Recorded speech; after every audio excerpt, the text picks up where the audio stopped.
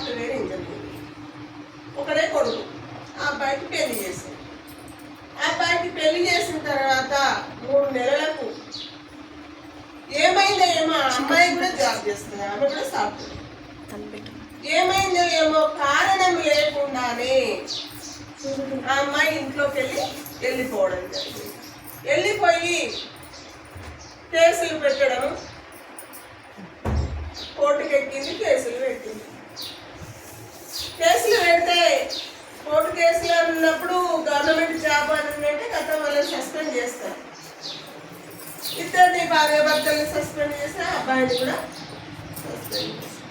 Suspend చేసిన తర్వాత వీళ్ళు ఎన్నో రకాల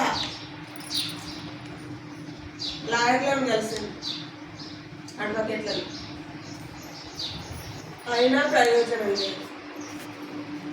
గురువుల దగ్గరికి వెళ్ళింది, వాళ్ళు ఎన్నో పూజలు చెప్పింది, అయినా ఏం ప్రయోజనం కలగదు.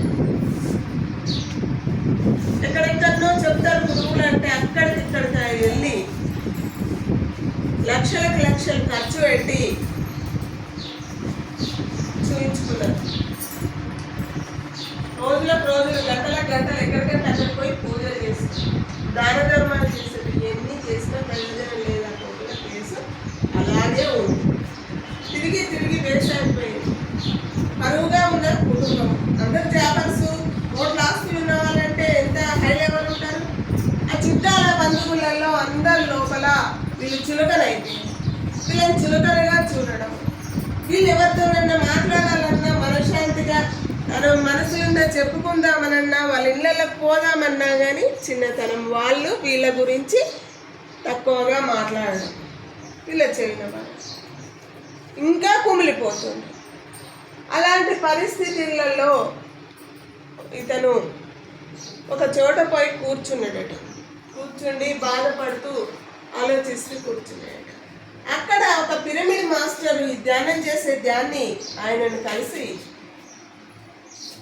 ఏందయ్యా ఏంది సార్, ఎందుకు అంత మూడిగా ఉన్నారు, అంత బాధతో ఉన్నారు, మీకు ఏం లోటు ఉన్నారు, అందరు జాబర్స్, కోట్ల ఆస్తులు, ఎందుకు ఇట్లున్నారు సార్ అని అంటే, ఏం లేదయ్యా నా పరిస్థితి ఇది.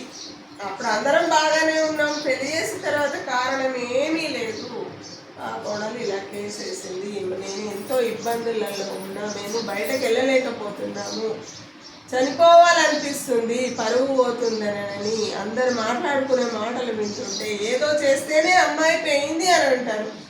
వాళ్ళకి ఏం తెలుసు మన లోపటి విషయాలు, మన సంసార విషయాలు ఎవరికి తెలియదు కదా. ఏ కారణం లేకుండా ఎలా బయటకు వెళ్తుంది అమ్మాయి అని అనుకుంటారు. అదేవిధంగా నాకు మనశ్శాంతి లేదు, నా భార్యకు మనశ్శాంతి లేదు, నా కొడుకు కూడా ఫ్రెండ్స్ సర్కిల్లో వాడు కూడా చాలా సఫర్ అవుతుండు, లక్షలు లక్షలు ఖర్చు పెట్టినామో అయినా ప్రయోజనం లేకుంటున్నది అని బాధపడ్డప్పుడు ఆయన ఒక కాంప్లైంట్ ఇచ్చి, నువ్వు సుభాష్ పత్రిజీని కలువు, ఇగో ఇలా ఉంటుంది ధ్యానం అని కాంప్లైంట్ తీసి ఇవ్వడం. అతను పత్రిజీ దగ్గరికి వెళ్ళడం జరిగింది. వెళ్ళిన తర్వాత ఈయన సమస్య చెప్పుకొని బాధపడ్డాడు. ధ్యానం చెయ్యని ధ్యానంలో కూర్చోబెట్టి, ధ్యానం చేసిన తర్వాత నువ్వు ఫలాని చోట కార్యక్రమం జరుగుతుంది, ధ్యాన కార్యక్రమము, నువ్వు పాంప్లెంట్లు చేసి అందరికీ పంచిపెట్టు అని చెప్పింది. సరే, ఏ పుట్టలో ఏ పాముందో నాకు పరిష్కారం చెప్పమని నేను వస్తే ఈయన పాంప్లెంట్లు చేయించి పంచిపెట్టమంటాడు. సరేలే అని ఒక 2000 పాంప్లెంట్లు చేసి అన్నీ పంచిపెట్టాడు. అదైన తర్వాత పంచిపెట్టిన సారని వచ్చి చెప్పాడు. వచ్చి చెప్పిన తర్వాత నువ్వు ఈ ఫలానా బుక్స్ చేయించి అందరికి పంచిపెట్టు అన్నాడు. ఆ బుక్స్ ఒక బుక్ ఇచ్చింది, అవి కూడా చేయించి పంచిపెట్టాడు. పంచిపెట్టిన తర్వాత సార్ నేను పంచిపెట్టినని మళ్ళీ వచ్చి ఆత్రంగా వచ్చి చెప్పింది. చెప్పిన తర్వాత ఫలాని చోట మళ్ళీ కార్యక్రమం జరుగుతుంది, అక్కడ అన్నదానానికి నువ్వు డబ్బులు ఇయ్యో అని చెప్పాడు. పోయినట్టే డబ్బులు ఇచ్చిండట.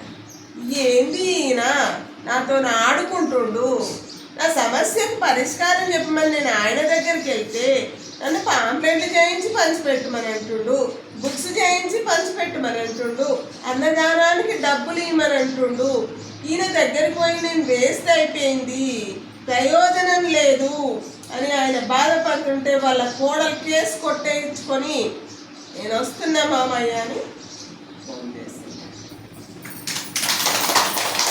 అప్పుడు ఆయనకు అర్థమైంది ఏంటంటే, నేను ఇలాంటి సత్కార్యాలకు డబ్బులు ఇవ్వడం వల్ల, నేను జ్ఞాన ప్రచారం చేయడం వల్ల నా కర్మలు తొలగిపోయినాయి.